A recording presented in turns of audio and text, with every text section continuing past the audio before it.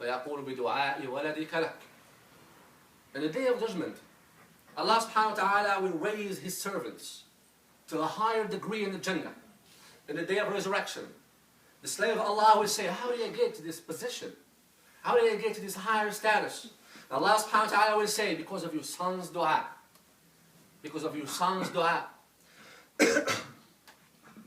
So alhamdulillah, having kids is a blessing from Allah subhanahu wa ta'ala. Who doesn't want a kid who's going to make dua for him? So Allah subhanahu wa ta'ala will forgive his sins and give him a higher degree in the Jannah and a higher status. Because of that dua, Allah subhanahu wa ta'ala can forgive the father because of that child. Ibn Umar radiallahu anhu, he narrated in Sahih al-Bukhari that the Prophet sallallahu alaihi wasallam said, all of you are guardians. This is very important hadith we have to understand. And it concerns all of us.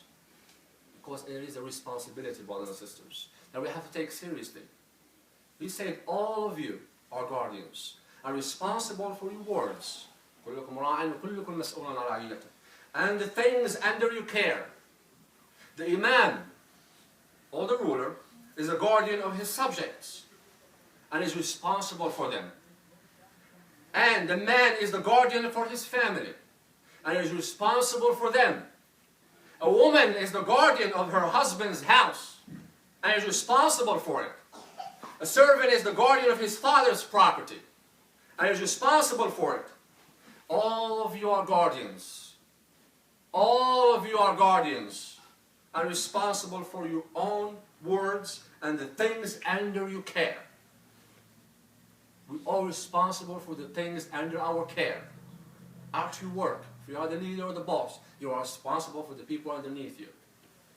If you have Muslims working for you, and the time of Salah has come, and you wouldn't let him go and make Salah, you are responsible for that in front of Allah subhanahu wa ta'ala in the day of judgment. The sister who is married, she is responsible to take care of her kids while her husband is away. And Rasulullah said, لا تخرج المرأة من بيتها إلا بإذن زوجها.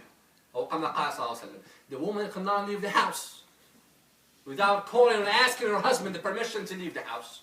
Another hadith, Rasulullah صلى الله عليه وسلم said that the malaika curse the woman who leaves the house without her husband's permission. She's being cursed. And Rasulullah صلى الله عليه وسلم said, أي امرأة تعطرت وخرجت من بيتها بغير إذن زوجها فهي زانية. زانية, زانية. He said that 3 times. He said if a woman put a cologne on or a perfume and she leaves her house without asking her husband's permission and the man smells her perfume, she's like committed fornication. She's like the one who commits fornication.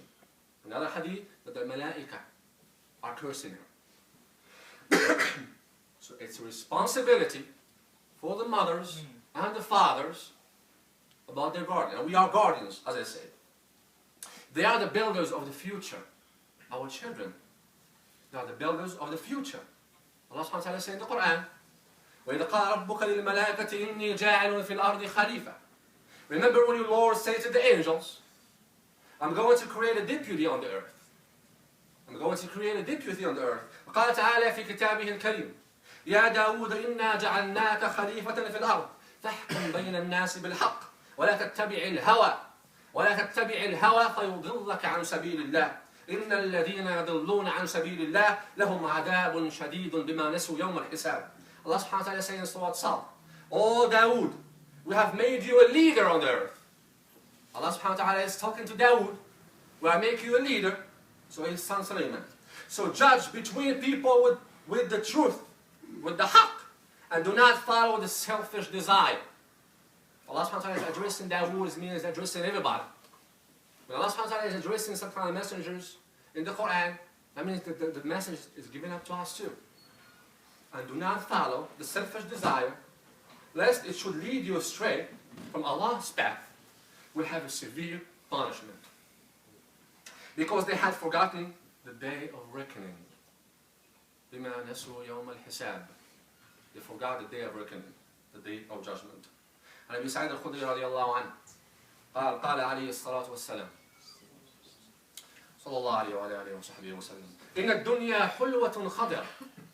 إن الدنيا حلوة خضرة وإن الله مستخلفكم فيها فينظر كيف تعملون. وفي رواية لينظر كيف تعملون. فاتقوا الدنيا واتقوا النساء فإن أول فتنة بني إسرائيل كانت في النساء.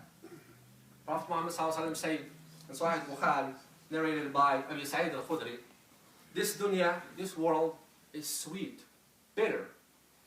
And Allah has put responsibilities on you in it. So He will see how we would do. Again, it's a test from Allah subhanahu wa ta'ala. In Surah Al-Mulk, Allah subhanahu wa ta'ala said, خَلَقَ الْمَوْتَ وَالْحَيَاةَ لِيَبْلُوَكُمْ أَيُّكُمْ أَحْسَنُ عَمَلًا. Allah subhanahu wa ta'ala has created the death and He created life. So He will see who does much more better deeds than the other. It's a test from Allah subhanahu wa ta'ala. Has put responsibilities on you in this dunya. So He will see how we would do. And be aware of women. Because the first fitna of the sons of Israel was because of women. Now Rasulullah said, كَمُلَ مِنَ النِّسَاءِ أَرْبَعٍ وَكَمُلَ مِنَ الرِّجَالِ كَثِيرٌ. كَمُلَ مِنَ النِّسَاءِ أَرْبَعٍ وَكَمُلَ مِنَ الرِّجَالِ كَثِيرٌ. He says, sallallahu alayhi wa sallam, that women, only 4 women reached that perfectness or completeness of the deen. Asiyah, the wife of Fir'aun. And Maryam bint Amran, Maryam, the daughter of Imran. And Khadija, the wife of Rasulullah sallallahu alayhi wa sallam. And Fatima, his daughter, sallallahu alayhi wa sallam. He said those 4. But many men are. Subhanallah. Children will provide you with a good life. Children will provide you with a good life, comfortability, and a tranquility in your life. So whomever fears Allah subhanahu wa ta'ala, brothers and sisters, Allah will bless him with a happy life and a comfortable lifestyle. And whoever doesn't fear Allah subhanahu wa ta'ala and does not obey Him, he surely will live a miserable life. Because He said it in the Quran. قال تعالى في كتابه الكريم من عمل صالحا من ذكر أو أنثى وهو مؤمن فلنحيينه حياة طيبة ولنجزينهم أجرهم بأحسن ما كانوا يعملون. Whoever, male or female, has acted righteously while being a believer, we shall certainly make him or make his life a good life. So has acted righteously while being a believer. Those 2 things. You have to act righteously and being a believer. Allah subhanahu wa ta'ala certainly make his life a good life. And shall give such people their reward for the best of what they used to do. وقال تعالى في كتابه الكريم ومن أعرض عن ذكري فإن له معيشة ضنكا ونحشره يوم القيامة أعمى قال رب لم حشرتني أعمى وقد كنت بصيرا قال كذلك أتتك آياتنا فنسيتها وكذلك اليوم تنسى. Allah subhanahu wa ta'ala says in the Quran, as for the one who turns away from my message or from my remembrance, from the Quran or the Sunnah, and dhikri here قال العلماء is the Quran or Sunnah, for my message, he shall have a straightened life, and we shall raise him blind on the day of judgment. And when he is blind in the day of the judgment, this person will say, oh Allah, I used to have a vision in the dunya. Why am I blind now? Allah subhanahu wa ta'ala will tell him, my ayat, my miracles, my Quran, the Sunnah of your messenger, those are revealed to you, but you disobeyed. So today I will resurrect you blind. قولوا قولي هذا واستغفر الله عليكم فاستغفروه إنه هو الغفور الرحيم. استغفر الله.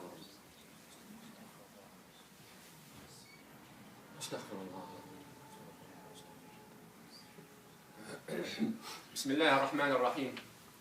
الحمد لله رب العالمين والصلاة والسلام على سيدنا محمد وعلى آله وصحبه أجمعين. أما بعد. Number 4, when do we protect our children's rights? Taking care of that started from the beginning. When you first think of getting married, Prophet ﷺ advised the youth to get married. And he says, ﷺ, obviously they can afford it, but nowadays some youth, they don't want to get married, claiming that they need a job, they need to make more money. That is not the case in our deen. Umar radiallahu anhu used to say to the poor people, he used to address the poor people, oh poor people, يا معشر الفقراء عليكم بالزواج فإن فيه بركة. That's what Umar radiallahu anhu used to say. He said, oh poor people, get married. Marriage has a blessing. Marriage has a blessing. And every soul, Allah subhanahu wa ta'ala has its rizq and its provision. Please come forward, brothers, come forward.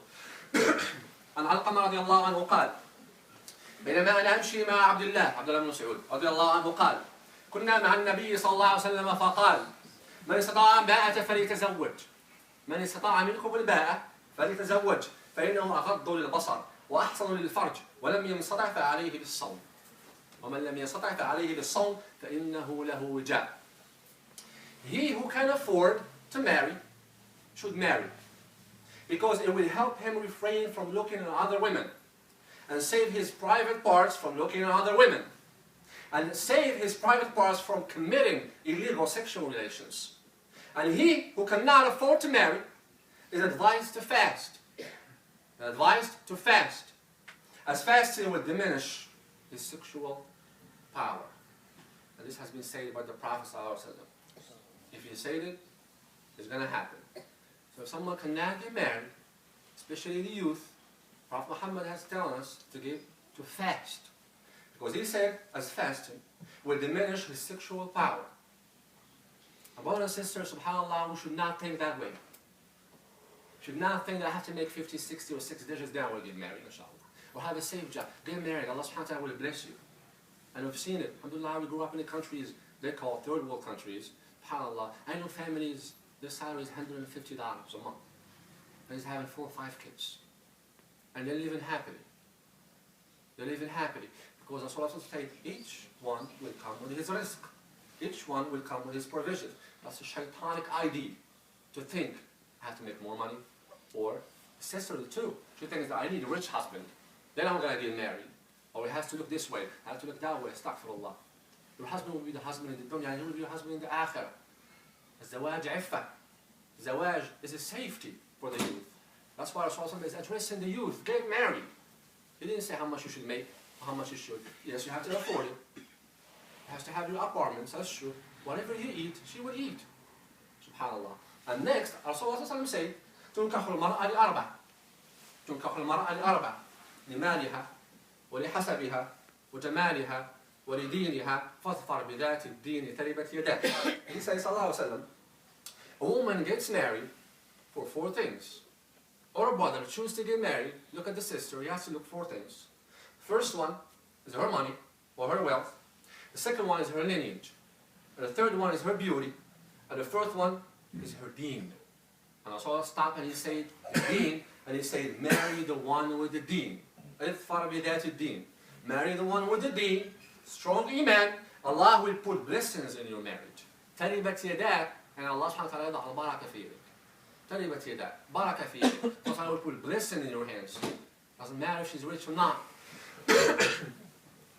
One of the pious, Salaf al-Salih, our predecessors, they came to him and they asked, you're a scholar, mashallah. You're a muhaddith. Allah bless you with a lot of knowledge. Any woman can marry you because of your knowledge. And then they offered him this rich woman. And he said, no, I don't want a rich woman. I want the poorest woman you can find me, but with a strong taqwa and a strong deen. He could have married her, but he didn't want to, because the most important thing is the deen. So who's going to raise your children while you're away at work? The one who is busy with her money, or the one who is busy with the deen? She will teach your children so they will be pious. So that child, when you pass away, they'll throw you in the hole, in the maqbarah, they will stand up and he will make dua for you. And Allah subhanahu wa ta'ala never know he will answer the dua because of that one pious child. And it can be a test, as I will say inshallah later on.